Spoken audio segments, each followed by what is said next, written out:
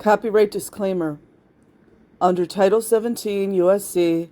Section 107, allowance is made for fair use for purposes such as criticism, comment, news reporting, teaching, scholarship, and research. Fair use is permitted by copyright statute that might otherwise be infringing. Non-profit, educational, or personal use tips the balance in favor of fair use. Scientology Organized Crime, Part 1, The Beginnings, from Reasoned Life. As my introductory post mentioned, my goal in this series is to provide a historical perspective on money in the church. In roughly 3 eras, the first era will address Hubbard's financial behavior up until the time of his final days. The second, David Miscavige's assumption of power and the 1982 mission holders shakedown. And third, money in the church under Miscavige, following the mission holder shakedown up to the present day. This historical arc provides a convenient means of analyzing the church's transition from its roots in providing Dianetics-based therapy into a pseudo-religious conglomerate with all the trappings of a cartel, or more so, demonstrating many of the characteristics reflective of a transactional criminal organization, TCO, of significant proportions. Key to understanding any crime are the factors of means, motive, and opportunity. While the past certainly provides valuable context in understanding both L. Ron Hubbard's role and Scientology's means, motives, and opportunities for accumulating wealth, understanding the doctrine, ideology, and psychological profile of the church is also crucial. Thus, the religious adherence to Hubbard is source for all of Scientology's teachings, doctrine, and operational foundation, and the resultant cult of personality that compels its malevolent zealotry are the nexus for its criminality. Hubbard's financial motivation. Hubbard's writings contain his motivations, justifications, and dogmatic beliefs for asserting that he, and therefore Scientology, is mankind's last hope. Central to his thesis is that the ends will always justify the means. Paradoxically, while often stating that he, and therefore Scientology, is the most ethical belief system on the planet, his intentions, and indeed his motives, have always been essentially immoral, narcissistic, and open to criminality, certainly in regards to confronting authority, as well as in the acquisition, movement, and retention of money to further his legacy. Through Hubbard's own words, framed with the language and procedures of a criminal investigation, we can then easily begin to establish the means, motive, and opportunity of how the Scientology TCO has operated over these 60-plus years. Hubbard's early days marked him as essentially a grifter. However, he possessed a misdirected righteous self-determinism. This was fortified by an unwavering belief in his supposed superior intellect and knowledge of everything under the sun, all of which created a toxic stew of megalomaniacal purposes that would wreak havoc on himself, those closest to him, and arguably society at large.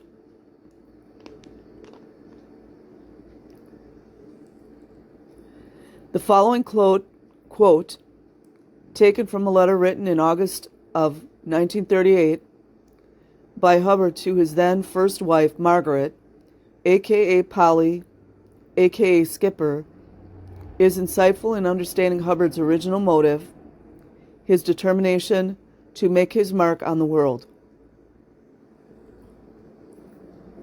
Living is a pretty grim joke, but a joke just the same. The entire function of man is to survive. Not for what, but just to survive. I turn the thing up, so it's up to me to survive in a big way. Personal immortality is only to be gained through the printed word, barred note or painted canvas or hard granite. Foolishly, perhaps, but determined nonetheless, I have high hopes of smashing my name into history so violently that it will take a legendary form, even if all the books are destroyed. That goal is a real goal as far as I am concerned. Things which stand too consistently in my way make me nervous. It's a pretty big job. In 100 years, Roosevelt will have been forgotten, which gives some idea of the magnitude of my attempt, and all this boils and froths inside my head.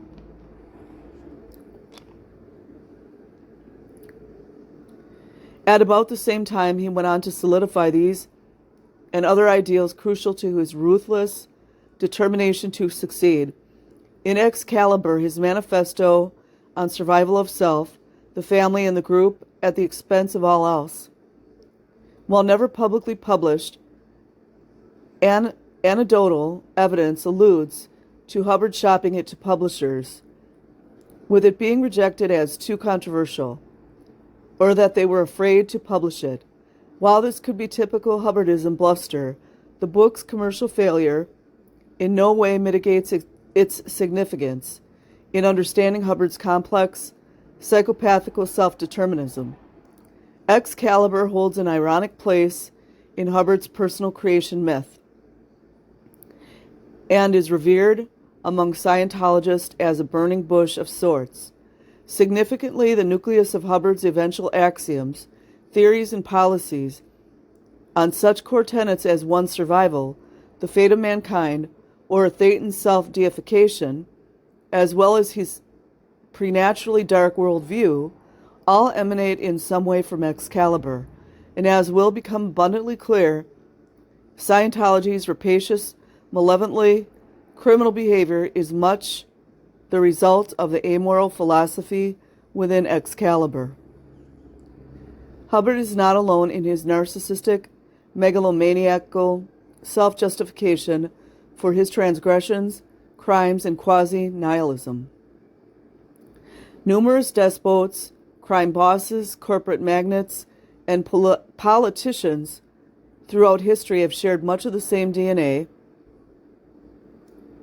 as to motive in seeking power, fame, or enrichment. One's motive can be either simple or complex, resulting from fundamental emotions such as revenge, financial gain, or feelings of helplessness against authority. In fighting a perceived injustice, it may involve more complex or esoteric origins, derived, for example, from one's misperception of a greater moral, ethical, or intellectual superiority to others.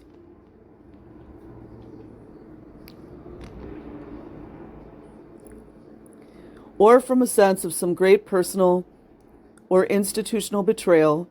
However, what's clear from even a cursory reading of Excalibur, along with his letter to Polly and Hubbard's obsession with furthering Scientology, is that accumulating wealth through whatever means was to enable his high hopes of smashing my name into history so violently that it will take a legendary form, even if all the books are destroyed, rather than simply to be wealthy.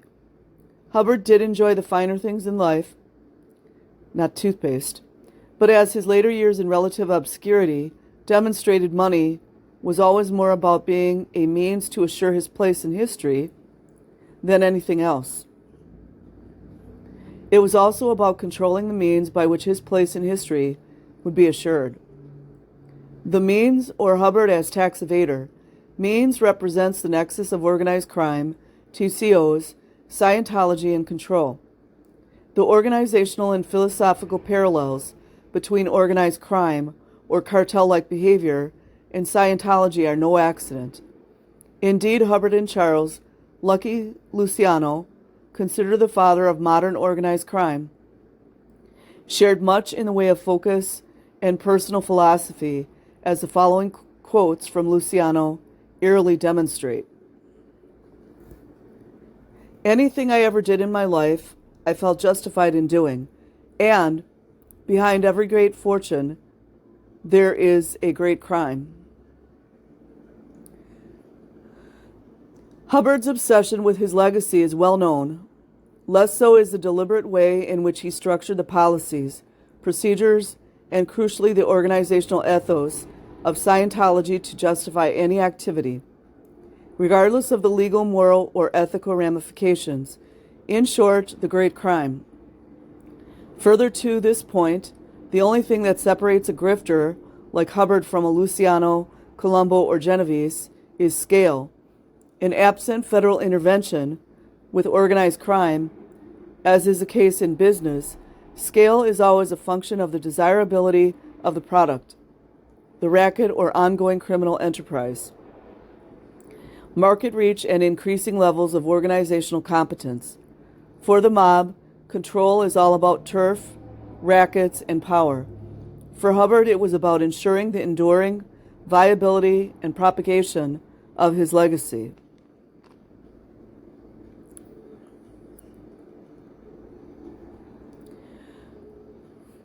Organized crime and Scientology have always been heavily cash-centric enterprises, primarily to avoid legal scrutiny and taxation. In the beginning, Hubbard ran cash-only businesses, whenever possible, stashing cash in shoeboxes, in the closet, and later in suitcases or in a safe on the Apollo. Even when Scientology was mainstream, he still maintained that the church should pay no taxes and persisted in skimming large sums of cash up until his death. The mob used a network of caches, safes, strongboxes, and other distributed non-traditional means to hide their wealth. That is, until Luciana hired Meyer Lansky, a brilliant Jewish accountant.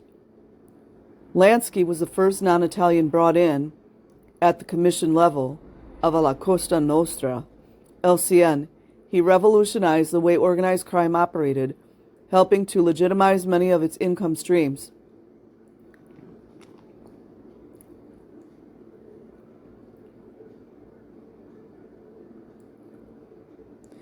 And with Luciano, helped unify the 5 major LCN families in New York. While both groups sought to avoid taxes, Hubbard's hatred of taxation was pathological. With Lansky and Company, it was just business. And it was Lansky's business-centric thinking that led to the concept of money laundering as a means of avoiding taxation and forfeiture. Like many of Lansky's innovations, the idea behind money laundering was simplicity itself. As he stated, the feds can't tax what they don't know about. Money laundering is defined as follows, and consists of 3 distinct phases as described here by the U.S. Department of Treasury. Money laundering is a process of making illegally gained proceeds, i.e. dirty money, appear legal, i.e. clean. Typically, it involves 3 steps: placement, layering, and integration. First, the illegitimate funds are furtively introduced into the legitimate financial system. Then the money is moved around to create a confusion, sometimes by wiring or transferring through numerous accounts. Finally, it is integrated into the financial system through additional transactions until the dirty money appears clean. There's a common misperception about the Church of Scientology being a money launderer. While much of Hubbard's early secretive financial behavior, especially during his time on the Apollo, may have included money laundering of commingled church and personal funds, Scientology's income today is legitimately derived from donations and other sources as a 503c corporation, while one could argue that there's nothing legitimate about income derived from crush regging at Flag. The provenance of the funds are known. Where Scientology's behavior becomes suspect is in the means by which it obtains and accounts for donations. and the subsequent use of those donations, which I will address in future posts. It's also important to note the evolution of the law as to what constitutes money laundering, as well as all the nuances in how the law is enforced domestically and internationally.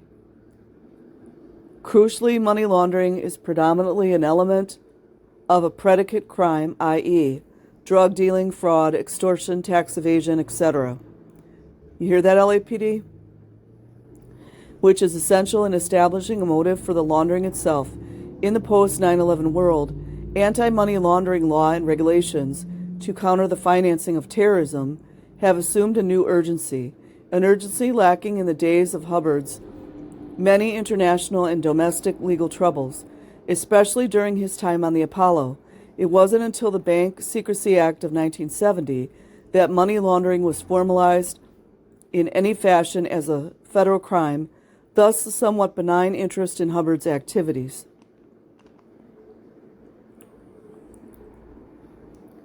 Contemporary to the laws in place at the time, most, if not all, of Hubbard's financial behavior consisted of efforts at tax evasion, inurement, or fraud. For example, the means in those cases where he received cash from the church in the form of repayments for loans to the church or otherwise.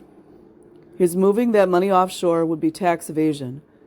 Were it the proceeds from fraud, such as shady real estate dealings or the like, the means would be money laundering, commensurate with tax evasion, inurement, the using of church funds for his personal benefit, is itself illegal, which would also entail charges of money laundering and tax evasion. Hubbard was well aware of what his tax obligations entailed, as well as the consequences of his illegality. Yet he persisted in evading taxes up until his death. While Hubbard was shameless in appropriating funds, the church tried to maintain a facade of prudent financial practices and accountability.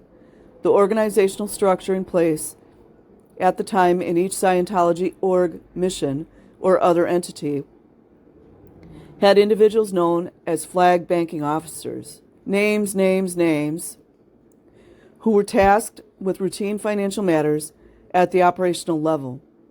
Despite the existence of very rigid policies and procedures, the opportunity for impropriety existed at all levels within the finances of Scientology. Money in Scientology still flows up lines, and it's clear that at the time, Hubbard's cut was dispersed from those at a very senior level. Yeah, like Mike Rinder. And continued when he went into hiding, though the disbursement process became quite secretive and convoluted.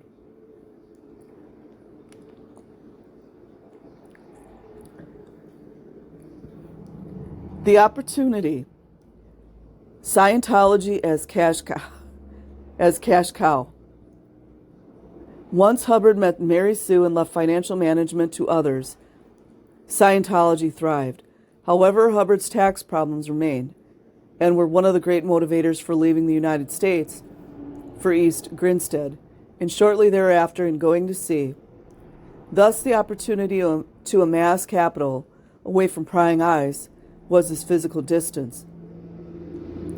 Much of his movement of money into numbered bank accounts in Liberia, Liechtenstein, and Switzerland occurred during his time on the Apollo. Utilizing the crew as money mules and exploiting this transitory existence to facilitate his deposits in numerous locales.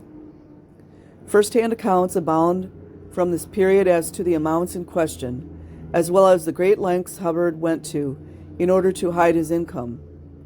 Numerous shell corporations, trusts, and other vehicles were created depending on need and location to hide and transition funds, including the Hubbard Research Foundation. Hannah Eltringham Whitfield, in speaking with the author, recalled numerous missions that were undertaken to move Hubbard's millions from the Apollo to shore, as well from the institution to institution. She further states in Brent Croydon's Messiah or Madman that there was lots of money aboard. We had to courier $7 or $8 million in cash to Switzerland, and on a later trip much more than that was couriered. It was couriered from the Dutch Antilles, island of Curaçao near Venezuela. Gold bullion, too. In addition to his offshore accounts and numbered bank accounts, in 1968, Hubbard, his wife Mary Sue, and Leon Steinberg created a corporation called Operation Transport Corps, Ltd., OTC, a for-profit front for what would now be considered money laundering. Located in Panama, later court testimony details the use of OTC to fund a variety of church fronts, as well as Hubbard's access to these funds. Shortly after the corporation's formation, Hubbard, Mary Sue Hubbard, and Steinberg resigned and were replaced by 3 flag employees. Names. During the years in question, the new directors performed only one function. In the summer of 1972, they approved L. Ron Hubbard's decision to transfer approximately $2 million from an OTC bank account in Switzerland to the Apollo. Wow. The money was stored in a locked file cabinet to which Mary Sue Hubbard had the only set of keys. So maybe she did deserve to go to prison. Between 1971 and 1972, the church made payments in excess of $3.5 million to OTC. During these years, the church also made payments totaling nearly $175,000 to the Central Defense and Dissemination Fund. According to the church, these payments were placed in the United States Church of Scientology Trust, of which L. Ron Hubbard was the sole trustee. The trust funds were deposited in several Swiss bank accounts. L. Ron Hubbard and Mary Sue Hubbard were signatories of the accounts, and L. Ron Hubbard kept the trust checkbooks. Key to much of the church's profitability was its nonprofit status.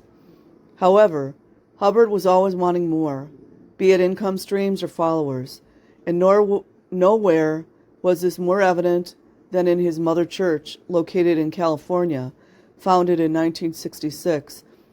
The nonprofit Church of Scientology of California was Hubbard's main corporate holding company for all intents and purposes. He had other entities to manage the licensing and copyrights of his works as a science fiction writer, and still others to manage the many copyrights he and the church held for the tech. Despite the apparent separation among these various entities, they were structured in such a way as to ensure consistent cash flow to Hubbard directly, as well as shamefully abusing their nonprofit status. On July 18, 1967, Hubbard's financial largesse finally caught up with him. After a thorough audit, the Internal Revenue Service revoked CSC's tax-exempt status for the following 3 reasons. Scientology practitioners are profiting from the nonprofit church. The church activities are commercial. The church is serving the private interests of L. Ron Hubbard, a practice known as inurement. True to form, Scientology went on to denounce the IRS's revocation and declare that it will ignore the action, and in a further act of spite, defiantly refused to pay its tax obligation for the following 26 years. As well as thumbing his nose at the IRS, Hubbard would oversee the expansion of similar schemes like that of the founding of OTC in parallel with Scientology's growth up until his death in 1986, all the while maintaining the fiction that he was no longer involved in the day-to-day operations of the church. His inner circle, including rising star David Miscavige, would continue to facilitate his skimming of church funds, delivering suitcases of cash to the reclusive Hubbard in motel rooms, apartments, and later his motorhome in Hemet, California. In conclusion, over its 60-plus year history, the Church of Scientology and its founder L. Ron Hubbard have had a unique and at times questionable relationship. With the acquisition accumulation and dispersal of large volumes of cash. To date, it's estimated the church's net worth is in the vicinity of some $1.5 billion in liquid cash reserves.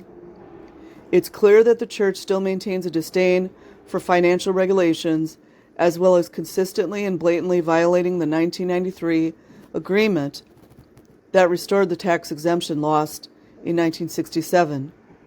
In next week's installment, I'll look at the era that marked the transition from L. Ron Hubbard's leadership of the church to that of David Miscavige.